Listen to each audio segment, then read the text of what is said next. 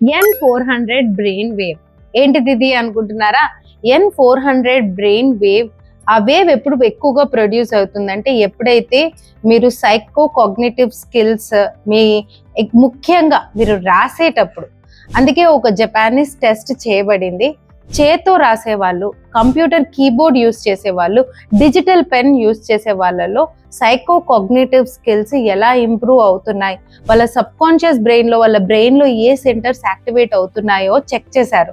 So వాళ్ళు కనుక్కుంది ఏంటంటే ఎవరైతే చేత్తో రాస్తున్నారో వాళ్ళల్లో సైకో కాగ్నిటివ్ స్కిల్స్ చాలా ఇంప్రూవ్ అవుతున్నాయి. ముఖ్యంగా బ్రెయిన్లో ఫ్రంటల్ విజువల్, అంటే మీ విజువల్గా మీ thoughts and also thought process కూడా స్లో అవుతుంది మీరు బుక్లో రాసేటప్పుడు. అండ్ సబ్ కాన్షియస్ బ్రెయిన్లో ముఖ్యంగా చెప్పాలంటే hippo campus and even caudate nucleus of basil ganglia, ఇలాంటివన్నీ స్టిమ్యులేట్ అవుతాయి. అండ్ మీ స్పీచ్ ఏరియాస్ కూడా స్టిమ్యులేట్ అవ్వడం జరుగుతుంది మీరు ఎప్పుడైతే చేత్తో రాస్తారో.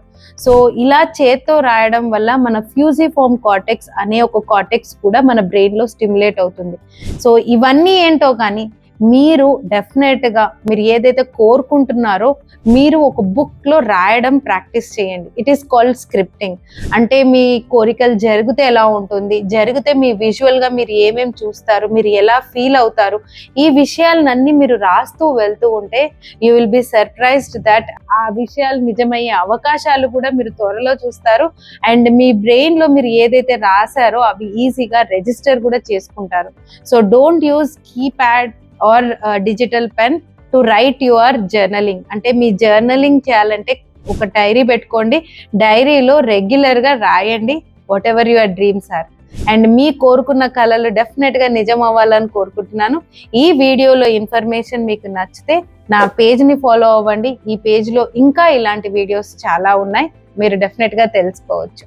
And don't forget to like and share.